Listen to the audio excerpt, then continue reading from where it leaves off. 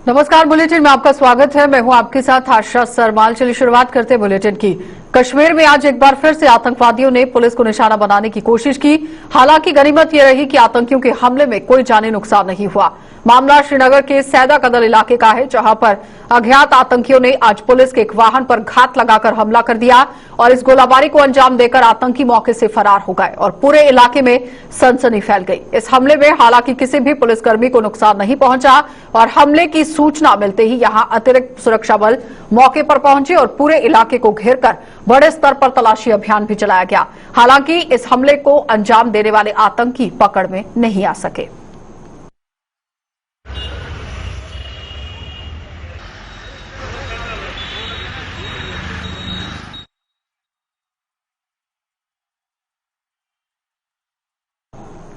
तो पाकिस्तान द्वारा अवैध रूप से कब्जाए गए जम्मू कश्मीर के हिस्से में आज हुई भारी बारिश का असर पुंछ तक देखने को मिला है। पुंछ के बेताब दरिया में आई हुई भारी बाढ़ से उस पर बन रहे पुल का मटेरियल तक बह गया और इसकी सूचना मिलते ही वहां रेस्क्यू ऑपरेशन चलाया गया और जेसीबी की मदद से लेकर कई संसाधन यहां बचाने की कोशिश की गई और कुछ बाढ़ के पानी में बह गए।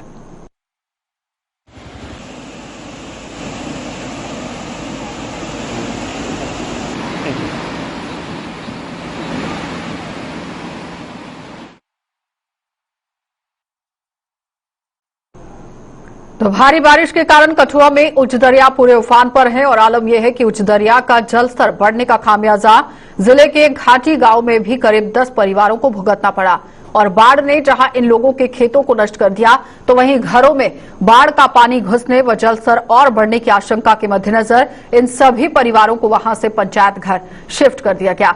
ये लोग अपना जरूरी सामान समेटकर पंचायत घर रवाना हो गए ताकि रात को और बाढ़ आने पर इन्हें जानी नुकसान न उठाना पड़े। इन लोगों की सुध लेने के लिए पंचायत के प्रतिनिधि तो वहां पर पहुंचे, लेकिन इनका आरोप यह है कि प्रशासन ने उन्हें रुसवा ही किया है।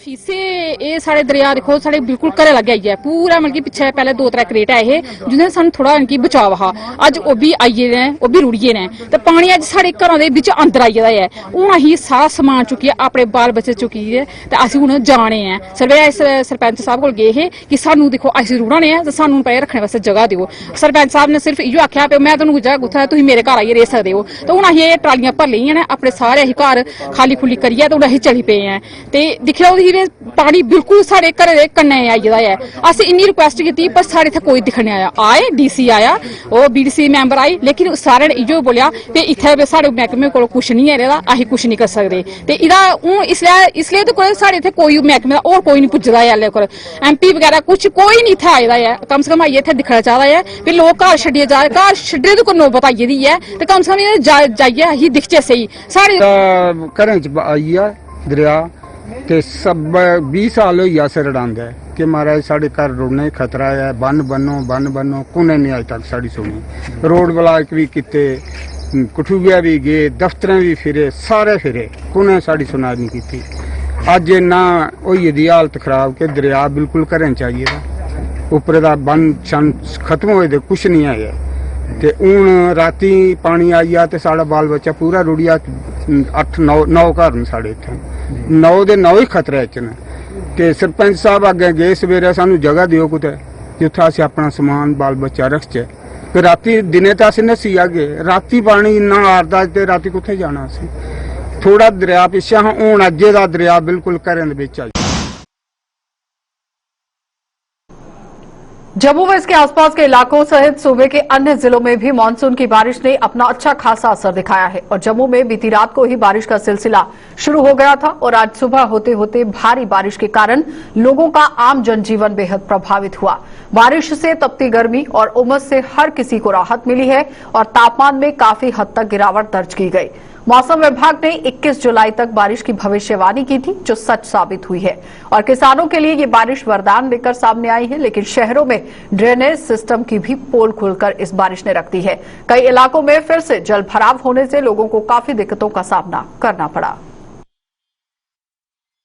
कई जगह तो किसानों के लिए अच्छा भी है तो कई जगह जो सिटीज में जो ओवर क्राउडेड सिटीज हैं वहाँ फ्लड भी आ रहा है लोगों का नुकसान भी हो रहा है। तो वहाँ पे भी जो लोगों की जो म्यूनसिपैलिटीज़ की जो नलायकी हैं कई सिटियों में देखने को मिल रही हैं कि जहाँ पे लॉगिंग हो रही है पानी की और लोगों के मकान ढह रहे हैं। तो बाकी ये वृक्षारोपण का भी एक समय है कि 3 दिन जो जम्मू के मिले हुए हैं तो लोग बढ़ चढ़ के आगे आए, वृक्षारोपण करें। यही मौसम होता है पेड़ को लगने का, और ताकि जम्मू का जो वातावरण है और भी जो है जहाँ पे बदलाव आए। तो हम यही अपील करते हैं लोगों से कि इस मौसम में ज़्यादा से ज़्यादा पेड़ लगाइए आप। ये बारिश जो है ये आज गर्मी से राहत भी मिल रही है लोगों को। बारिश हो रही है एक किस्म से तो अच्छी भी है, और दूसरी साइड से देखा जाए तो ये कुछ इसके दुष्प्रभाव भी पड़े हैं। जैसे कई जगह बाढ़ आ गई है, पर कुछ किसान लोग जैसे उनको पानी की आवश्यकता थी, उनको पानी नहीं मिल रहा था, तो इस बारिश के आने से उनको पानी मिला है, या कुछ पौधे जहाँ पर पानी नहीं पहुँच पा रहा था तो पानी भी मिला है। बारिश से जहां लोगों को भीषण गर्मी से राहत मिली है, तो वहीं कुछ लोगों के लिए ये बारिश आफत बनकर आई है। जम्मू के बाहू फोर्ट की कालिका कॉलोनी की बात करें तो भारी बारिश के कारण नालों में आई बाढ़ के चलते कई मकान क्षतिग्रस्त हो गए। स्थानीय लोगों के मुताबिक नाले का निर्माण कार्य पूरा न होने के कारण उनके मकानों को नुकसान पहुंचा है।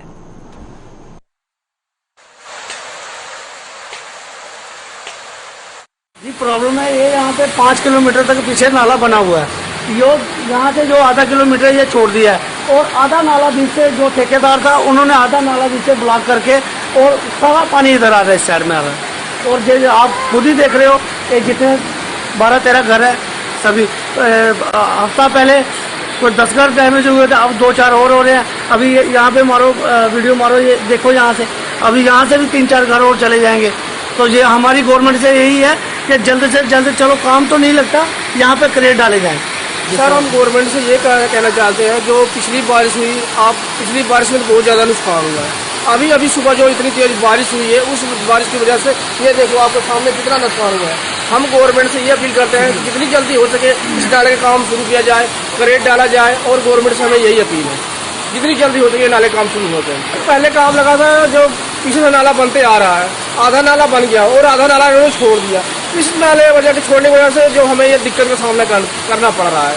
हम गवर्नमेंट से ये गुजारिश करेंगे कि जो है पीछे नाला छूटा हुआ है, नाला पूरा कंप्लीट किया जाए, जिससे अब तक सारे इसमें कोई 12-13 घर डैमेज हो चुके हैं। पिछले साल जो अगस्त में बारिश आई थी उसमें 5 घर डैमेज हुए थे, और इस बार जो फ्लड आया इसमें 12 घर डैमेज हुए हैं। हम गवर्नमेंट के आगे यही अपील करेंगे कि जितनी जल्द हो सके हमारे नाले का काम शुरू किया जाए।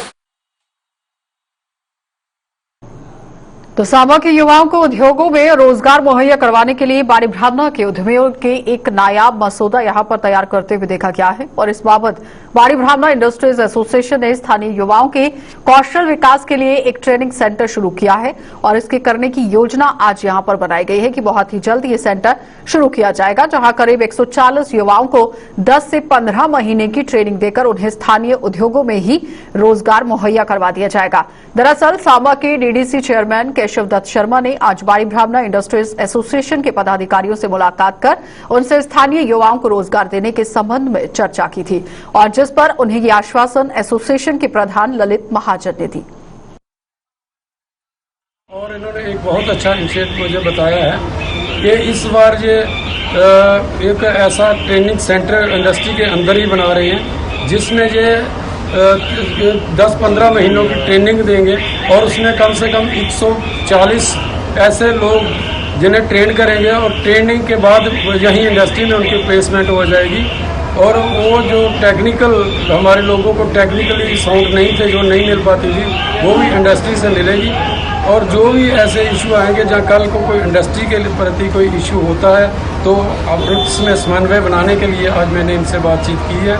और हमने जो भी इश्यूज़ हैं इन्होंने जो रेज किए हैं, और उसमें हमने जो मेजर इश्यूज़ हमने इनको बताया कि हम लोकल एम्प्लॉयमेंट के लिए जो भी है हम कर रहे हैं, तो इनका सहयोग हमको चाहिए। जब जहाँ भी कभी हमको जरूरत पड़ेगी हम इनसे बातचीत करके, कोई अगर इंडस्ट्री में कोई इशू आता है कुछ, अब हम सारा करेंगे।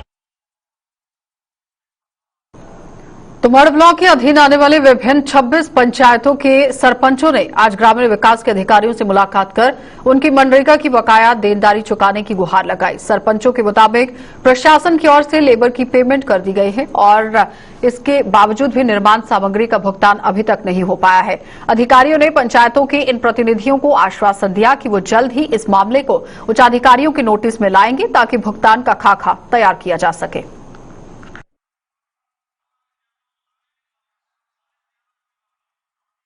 सरकार ने लेबर पेमेंट उसमें कर दी है, जो मटेरियल का पेमेंट थी वो अभी तक नहीं कर रही है।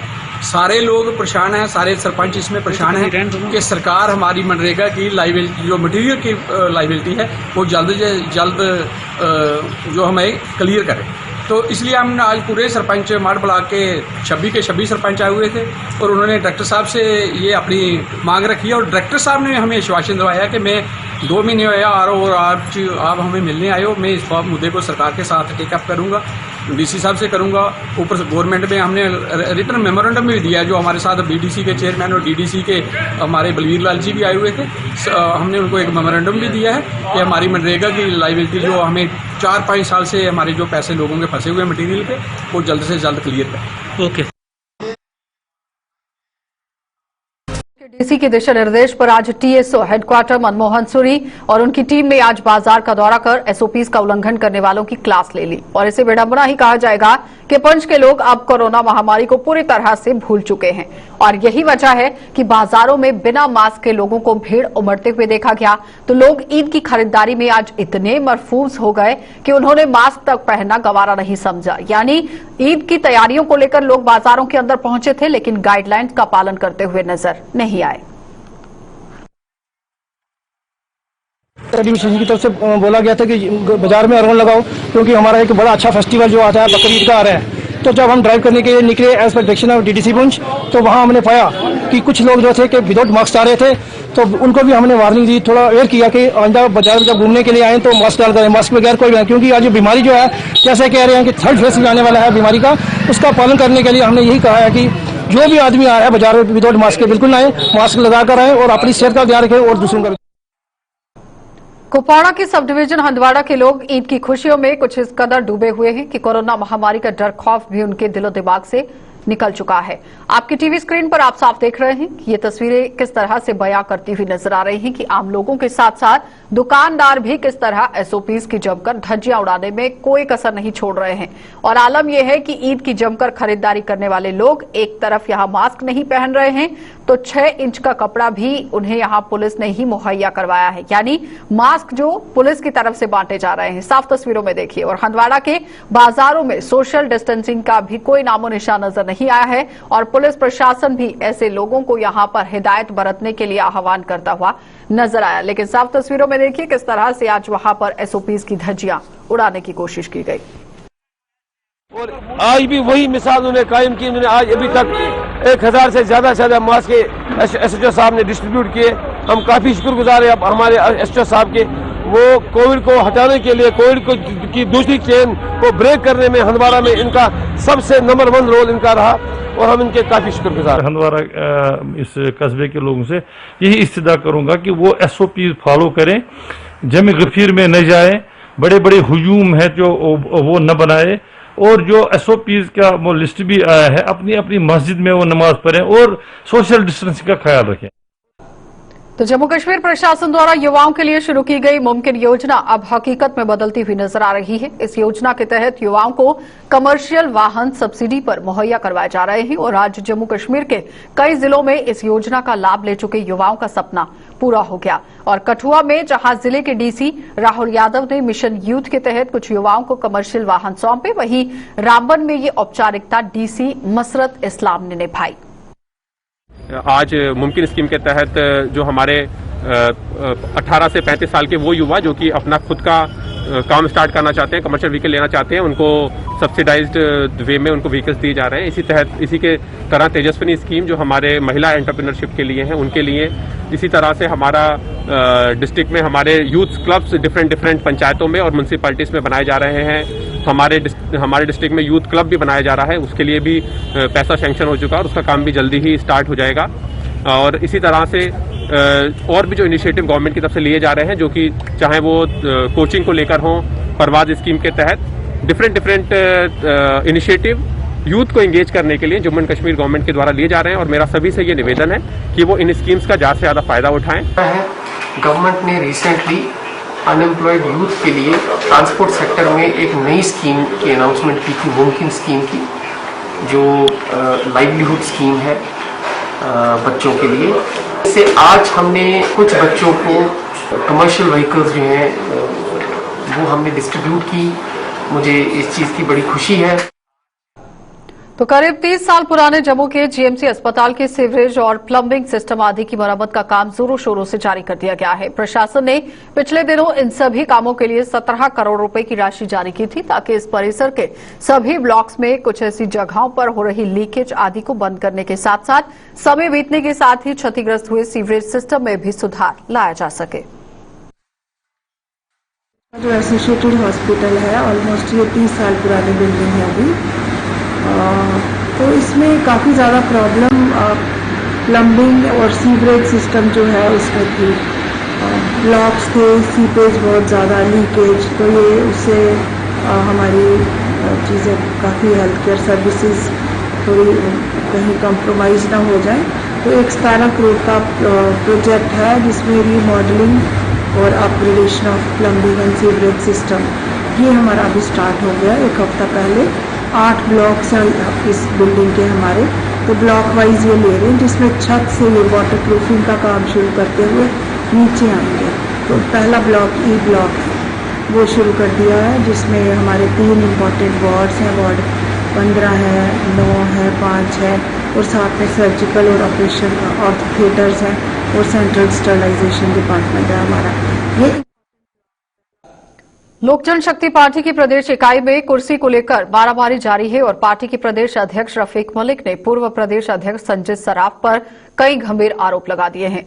रफीक मलिक ने बताया है कि पार्टी के राष्ट्रीय प्रधान चिराग पासवान द्वारा संजय सराफ ने प्रदेश अध्यक्ष का ओहदा वापस ले जाने के बावजूद भी पार्टी के नाम पर गतिविधियां वो चलाते रहे हैं।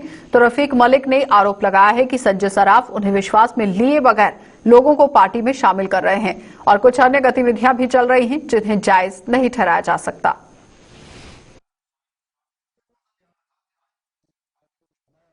काफी लेके आप जैसे हम बैठे हैं आप भी बैठे यहाँ पर रास्ता दे सकते हो, लिहाजा हम ये बर्दाश्त नहीं करेंगे क्योंकि जैसे हमारे नेशनल प्रेसिडेंट चिराग पासवान जी को उन्होंने बच्चा कहा वो भी हमने सुना, वो चीज़ को हम बर्दाश्त बिल्कुल नहीं करेंगे। और जो दखलंदाजी हमारी जम्मू कश्मीर में कर रहा है यहाँ पे आगे कश्मीर के लोगों को वहाँ ज्वाइन करवा रहा था कल, क्योंकि लिहाजा हम स्टेट प्रेसिडेंट जम्मू कश्मीर के वो क्या हमें भी पूछ सकता, वो पार्टी ने उसको बाहर निकाला हुआ है, उसकी ऑर्डर कापी बकायदा आई हुई है जम्मू कश्मीर ने, हमने सबको लोगों को भी यहाँ दी है कि संजय साहब को पार्टी से बाहर निकाला गया है। आज वो ऐसे एक सियासत लेके बैठे हुए हैं, मिनिस्ट्री के लालच में भाग रहे हैं। आज जम्मू के लोगों को, जम्मू कश्मीर के लोगों को गुमराह कर रहा है वो संजय सराफ जी कि हम 20,000 नौकरी दे देंगे, हम ये कर देंगे। क्या इतनी देर उसको पार्टी में रहा, सेंटर दिल्ली में बैठा रहा, क्या किसी को एक भी नौकरी उसने आज तक दिलाई? चलिए बुलेटिन में फिलहाल इतना ही। देश और दुनिया की खबरों के लिए आप बने रहिए हमारे साथ।